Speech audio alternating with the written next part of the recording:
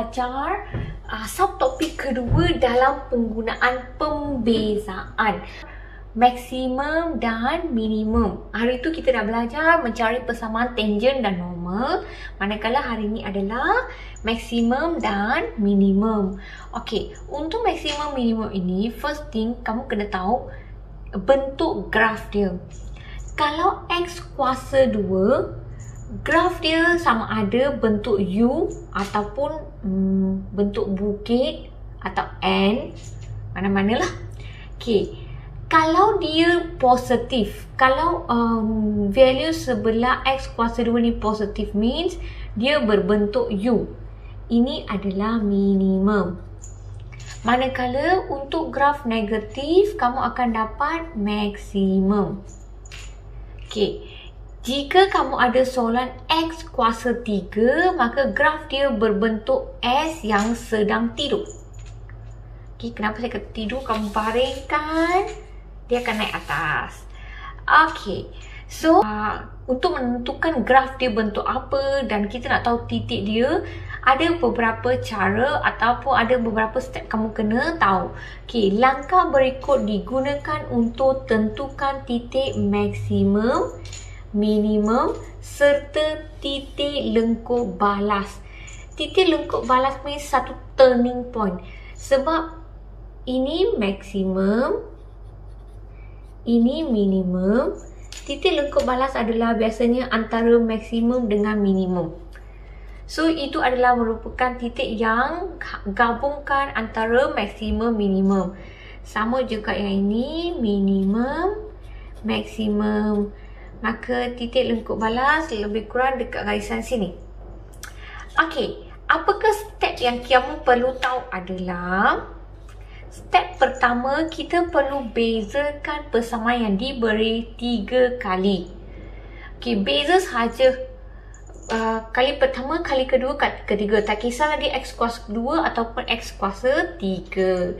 Step kedua adalah mencari titik-titik genting. Bagaimana nak cari titik-titik genting adalah kita perlu anggap dy dx ini sama dengan kosong. So jawapan yang kamu dapat di sini, kamu akan anggap sama dengan kosong. Lepas tu kamu pindah-pindahkan cari jawapan untuk x. Selepas cari value x, kamu perlu cari value untuk y pula. So, ambil persamaan asal y, persamaan asal adalah y. So, masukkan value yang kamu dapat di sini dalam persamaan tersebut. Kadang-kala kamu akan ada 2 titik genting. Kalau ada dua jawapan untuk titik genting ni, kamu akan cari 2 value y. Sebab itu adalah satu koordinat, ada x dengan y.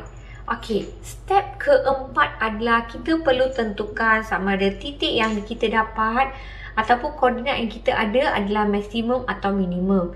Oleh itu, kita kena gantikan value s yang kita cari di sini dalam pembezaan d kuasa 2y dx kuasa 2. Maksudnya dalam pembezaan ni. Okey, satu step tambahan. Jika d kuasa 2y dx kuasa 2, value dia, okey, kalau value d kuasa 2y dx kuasa 2 melebihi kosong, maka ini adalah titik minimum. Ataupun kalau d kuasa 2y dx kuasa 2 value dia kurang daripada kosong, means ini adalah titik maksimum. So lepas gantikan, kita kena check dulu dia adalah lebih daripada kosong ataupun kurang daripada kosong, baru kita boleh tentukan sama ada iaitu titik minimum atau maksimum. Okey, final lah, akhir sekali. Kalau kita ada pembezaan yang ini, kita kena equals to 0 untuk mencari titik lengkup balas. Kalau kita ada jawapan di sini, kalau kita dapat cari titik untuk x, means kita perlu cari titik untuk y supaya kita dapat titik lengkup balas yang complete, iaitu ada huruf x dengan y, ada satu koordinat. Okey, Kalau tak faham sangat teori-teori ini, tak apa, kita tengok satu contoh. Contoh pertama adalah dengan menggunakan ujian terbitan kedua, tentukan titik maksimum atau minimum bagi fungsi. Okey, dia dah bagi kamu fungsi. So, ambil fungsi itu.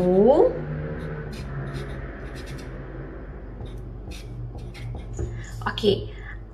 Kita boleh guna fx ataupun kita boleh guna y juga. So, dalam soalan ni dia bagi fx. So, kita cari. Step pertama adalah bezakan 3 kali. So, pembezaan pertama adalah 4x tolak 12. Okey. Pembezaan kedua adalah 4. Pembezaan ketiga adalah kosong. Sebab bezakan pemalar kita akan dapat kosong. Okey, step pertama kita dah settle.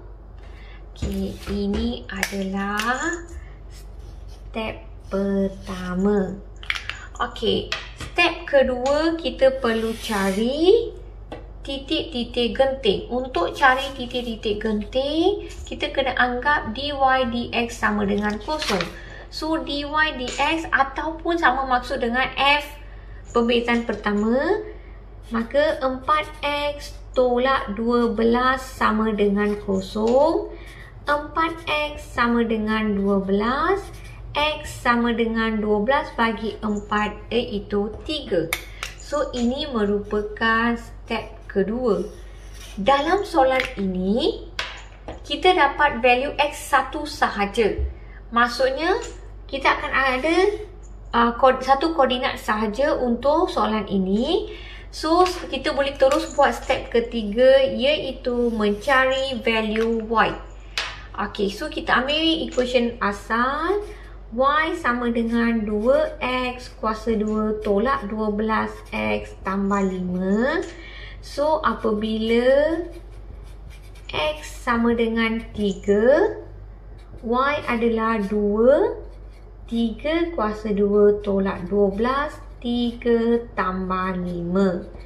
Okey, untuk bila selesaikan 2 kurungan 3 kuasa 2 tolak 12 kurungan 3 tambah 5. So, kita akan dapat negatif 13. Maka koordinat dia adalah 3, negatif 13.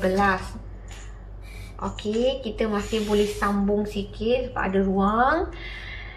Step seterusnya adalah step keempat, mencari maksimum atau minimum. Untuk cari maksimum atau minimum, gantikan x dalam d kuasa 2y dx kuasa 2. So, step 4, gantikan x dalam d kuasa 2y dx kuasa 2. Tetapi dalam sini, d kuasa 2y kita adalah pemalar, tiada x. So, kita tak perlu ganti apa-apa. Kita terus tentukan maksimum atau minimum. Kalau value beza kedua adalah positif, maka ini adalah titik minimum. Okey, so kita boleh buat conclusion. Koordinat 3, negatif 13 adalah minimum.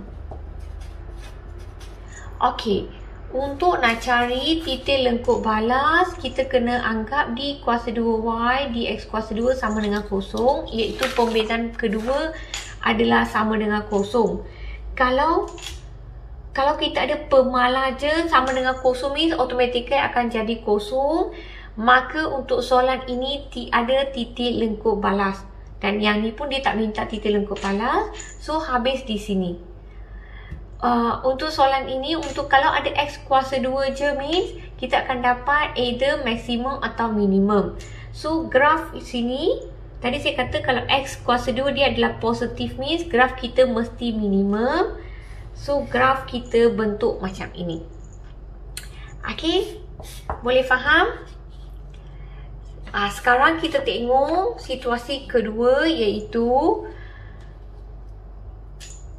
apabila ada untuk soalan ni perlu mencari maksimum, minimum dan titik lengkup balas, kemudian lakangkan graf. Okey, tadi tu dia tak minta graf, kita saja lukis. Untuk sekarang kita akan cari graf juga. Okey, macam biasa, step pertama kita perlu buat apa ya? Okay, kita perlu bezakan 3 kali. So, Y sama dengan X kuasa 3 tolak 2X kuasa 2 tambah 2. So, pembezaan pertama adalah 3X kuasa 2 tolak 4X tambah kosong. D kuasa 2Y dx kuasa 2 sama dengan 6X tolak 4. D kuasa 3Y dx kuasa 3 sama dengan 6. Okey, 3X kuasa. Okey, sekarang kita pergi ke step kedua.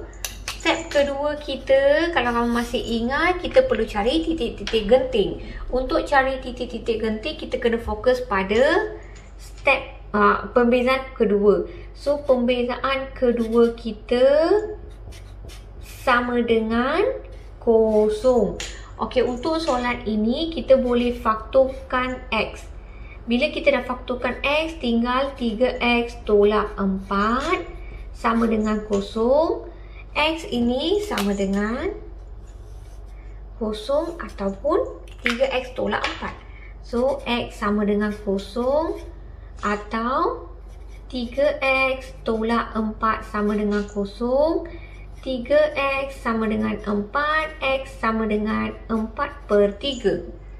Okey, kalau kita ada equation dia panjang sikit sampai nombor, maka kita akan gunakan equation di calculator. So, bergantung pada soalan. Kadang-kadang kita perlu faktorkan saja, kadang-kadang kita perlu guna equation dekat calculator. Okey, so kita dah dapat 2 value X. Kalau kita dapat 2 value X, maksudnya kita kena buat step ketiga dan keempat 2 kali. So, step ketiga kita adalah mencari value Y. Okey, apabila X sama dengan kosong, Y sama dengan kosong kuasa 3 tolak 2, kosong kuasa 2 tambah 2. So, ini akan jadi kosong, ini akan jadi kosong. Koordinatnya adalah 0, 2. Okey. So, kita terus sambung kepada step keempat untuk X sama dengan kosong. So, step keempat, apabila X sama dengan kosong, so, untuk mencari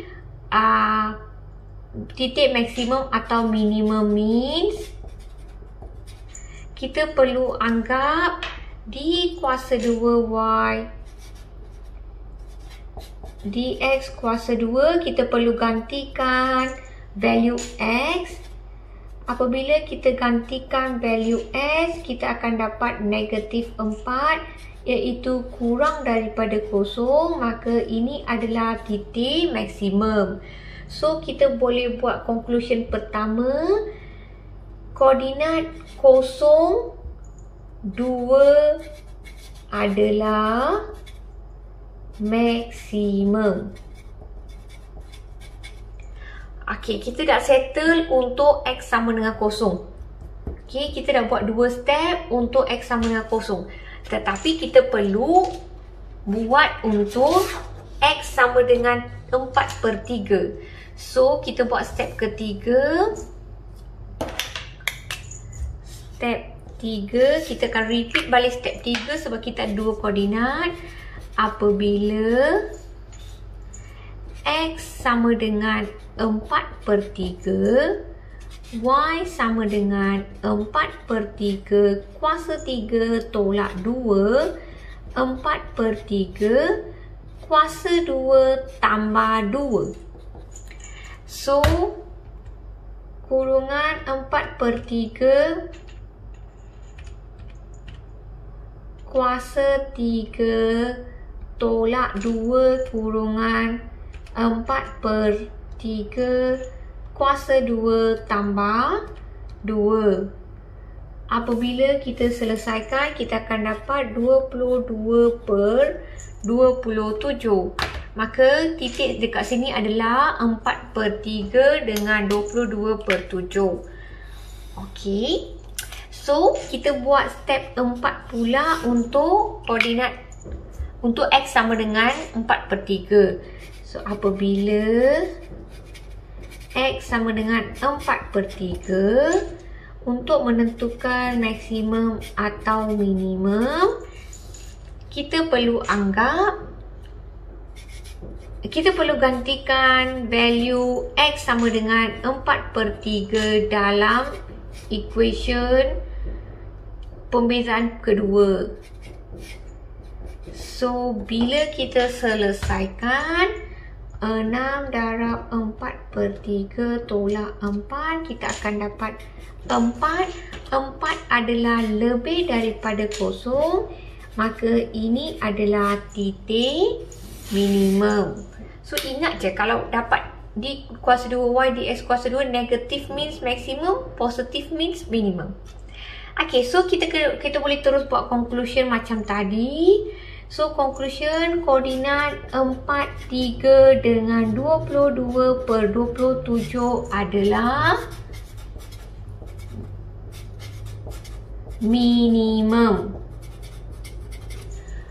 Okay. Seterusnya, kita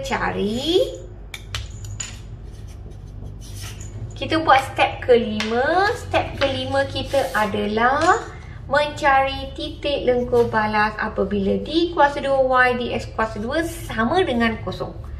So, sekarang ambil balik equation yang step kedua ni. Step pertama ni.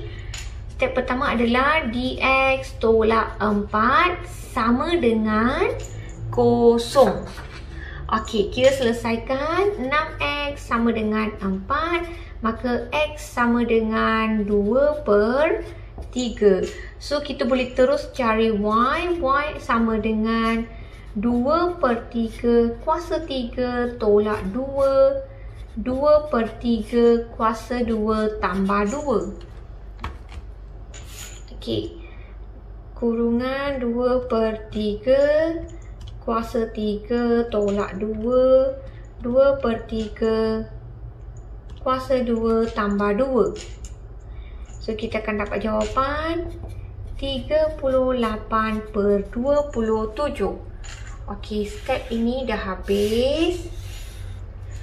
So, titik lengkung balas kita boleh buat conclusion 2/3 38/27 merupakan titik lengkung balas. So, dalam soalan ini sampai step kelima kita akan ada 3 conclusion. Okay, conclusion pertama kita adalah yang ini. Okay, conclusion kedua adalah yang ini. Okay, yang first tu untuk maksimum, kedua tu untuk minimum. Conclusion ketiga adalah untuk titik lengkung balas. So, ketiga-tiga ini diperlukan. Okay, akhir sekali dia minta kita lakarkan graf. Okay, sekarang kita nak lakarkan graf. Sebab lakarkan je, kita kena ambil value pertama. 0,2 adalah maksimum. Okay, lepas tu dia kata 4/3 22/7 adalah minimum. So, lebih kurang kita anggap dekat sini. Sini lah. Okay, lepas tu 2/3 dengan, so dia macam ni. So lukisan dia lebih kurang macam ini. Okay, so ini lakaran saja, so tak perlu accurate. Saya saja plotkan. Sebenarnya kamu tak plotkan pun tak apa, as long kamu dah lukis lakaran dia dengan betul. Itu sahaja. So ada soalan? Kalau ada soalan nanti masuk dekat comment box. Itu saja untuk hari ini. Terima kasih.